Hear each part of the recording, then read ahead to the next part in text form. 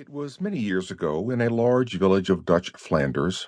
the sweet and pleasant country that rejoices in brilliant flowers, a country that gladly spreads out before us as so many pretty toys, her illuminated gables and wagons and towers, her cupboards and clocks that gleam at the end of the passage. Her little trees marshaled in line along quays and canal banks, waiting, one almost might think, for some splendid procession to pass. Her boats and her barges with sculptured sterns, her flower-like doors and windows, her spotless dams and many-colored drawbridges, and her little varnished houses, bright as new pottery,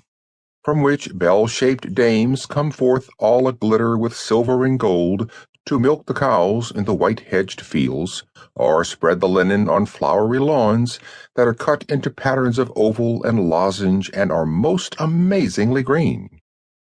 To this spot an aged philosopher had retired, having become a little weary, and here he had built his refuge. His happiness lay all in the beauties of his garden, and best loved and visited most often were the beehives. There were 12 of them, 12 domes of straw, and some he had painted a bright pink, and some a clear yellow,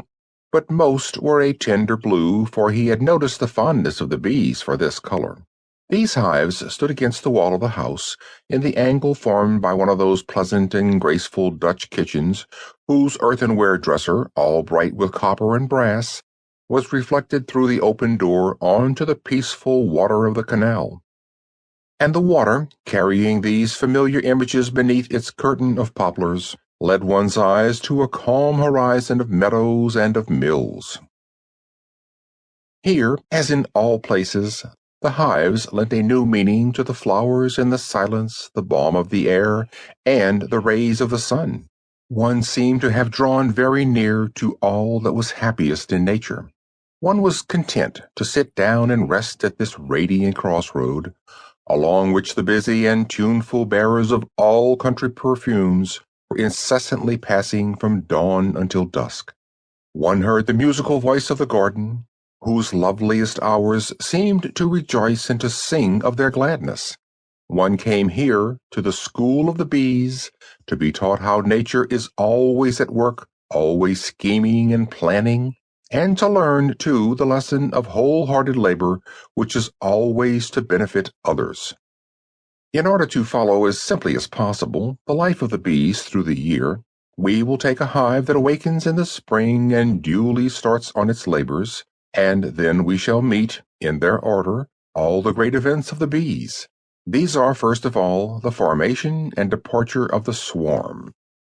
then the foundation of the new city, the birth and flight of the young queens, the massacre of the males, and, last of all, the return of the sleep of winter. We will try to give the reasons for each event, and to show the laws and habits that bring it about, and so when we have arrived at the end of the bees' short year, which extends only from April to the last days of September, we shall have gazed on all the mysteries of the palace of honey. Before we knock at the door and let our inquisitive glance travel round, it need merely be said that the hive is composed of a queen, who is the mother of all her people, of thousands of female worker bees, who are neuters or spinsters, and finally of some hundreds of males who never do any work and are known as drones. When for the first time we take the cover off a hive, we cannot help some feeling of fear, as though we were looking at something not meant for our eyes, something alarming and frightening. We have always thought of the bee as rather a dangerous creature. There is the distressful recollection of its sting, which produces so peculiar a pain that one knows not with what to compare it, a sort of dreadful dryness, as though a flame of the desert had scorched the wounded limb, and one asks oneself whether these daughters of the sun may not have distilled a dazzling poison from their father's rays,